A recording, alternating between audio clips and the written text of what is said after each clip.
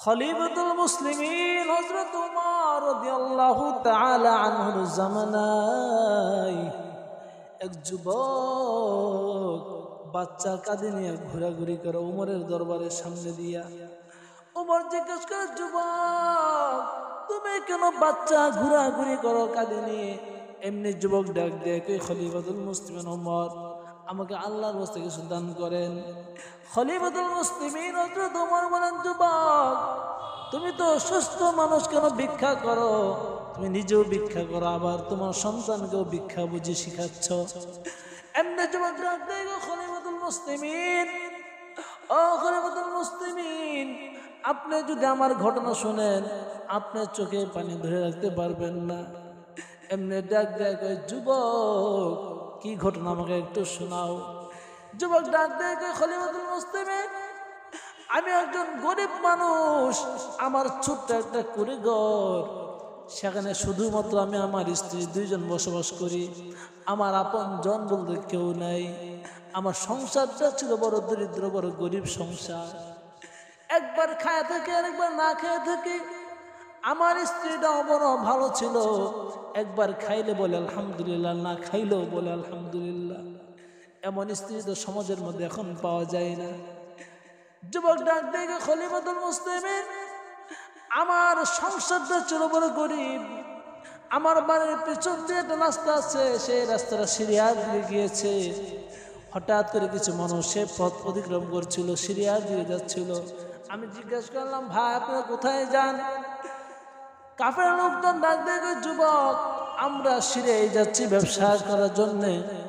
এমনি যুবক ডাক দেখে, ভাই আমাকেও কি সাথে নিয়ে যাবে নাকি? এমনি লোকজন ডাক দেখে, যুবক তুমি যদি আমাদের সঙ্গে যেতে চাও তাহলে তোমাকে সেখানে কাজের পারিশ্রমিক তোমাকে দেওয়া হবে। এমনি যুবক বাসায় গিয়ে ডাক দেখে, বিবি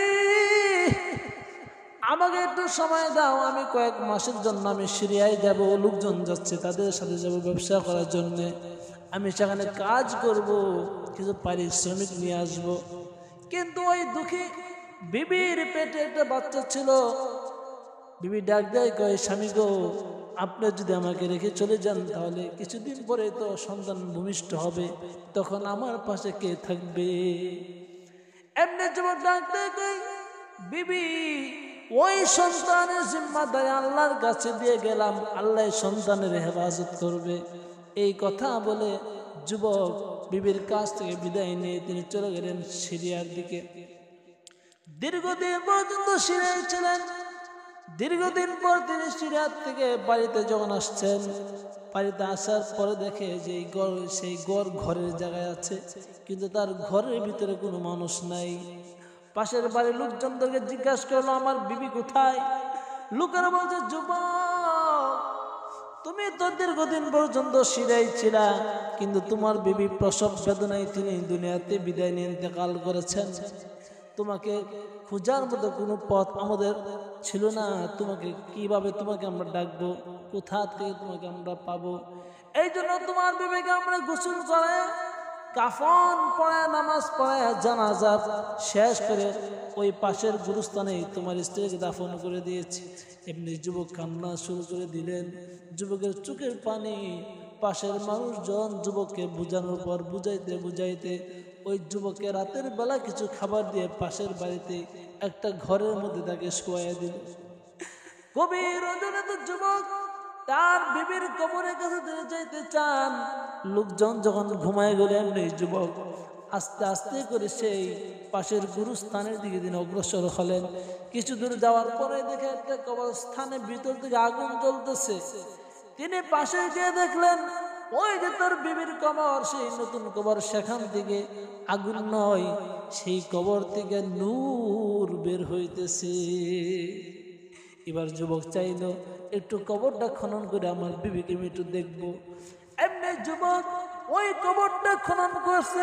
খনন করার পরে তাকায় দেখে ওই বিবি কবরের মধ্যে শুয়ে আছে, তার পাশে ছোট্ট একটা বাচ্চা সেখান থেকে মার পেট থেকে আল্লাহ পাকের কুদরতিভাবে ভূমিষ্ঠ হয়ে সন্তানটা জীবিত মায়ের বুক থেকে দুধ পান করতেছে। এমনি যুবক বলেন, খলিফাতুল মুসলিমিন, আমি আমার সন্তানকে কবর থেকে উদ্ধার করে বাসায় নিয়ে আসলাম। রাতের বেলায় ঘুমিয়েছি, স্বপ্নে কে যেন আমাকে বলছে, হে যুবক, তুমি তো ছোট্ট বাচ্চাটাকে আল্লাহর কাছে আমানত দিয়ে গিয়েছিলে, আল্লাহর কাছে হেফাজতের জন্য তুমি বলছিলা, সেই জন্য আল্লাহ পাক তোমার সন্তানকে হেফাজত করেছেন। আর তুমি যদি তোমার স্ত্রীকেও যদি আল্লাহর কাছে রাখতা, আল্লাহ তাআলা তোমার সন্তান এবং তোমার বিবিকে আল্লাহ হেফাজত করতো। এই কথাগুলো শোনার পরে খলিফাতুল মুসলিমিন তার চোখের পানি ধরে রাখতে পারে না। খলিফাতুল মুসলিমিনের চোখ থেকে টপ টপ করে পানি বের হয়। যুবক ডাক দেয়, কয়, খলিফাতুল মুসলিমিন, এই ছোট্ট বাচ্চা আমার কেউ নাই, একে কে লালন পালন করবে? এই জন্য আমি সারাদিন কাজ না করতে পারি, কাজ করতে পারি না। আমি আমার সন্তানটাকে হেফাজতের জন্য আমার সাথে সাথে নিয়ে আমি ঘোরাঘুরি করি। এই জন্য মুসলমান ভাই, আমরা যেখানে যাই, আমার বাড়ি ঘর, আমার স্ত্রী সন্তান প্রত্যেকে আল্লাহর উপরে হাওয়ালা করে আমরা যাব। আমরা কোনো মানুষের কাছে হাওয়ালা করে যাব না। হাওয়ালা করতে হবে কার কাছে? আল্লাহর জন্য। আল্লাহ, আমার সন্তান, আমার স্ত্রী, আমার বাড়ি সব কিছু তুমি তোমার কুদরতি ভাবে হেফাজত করো।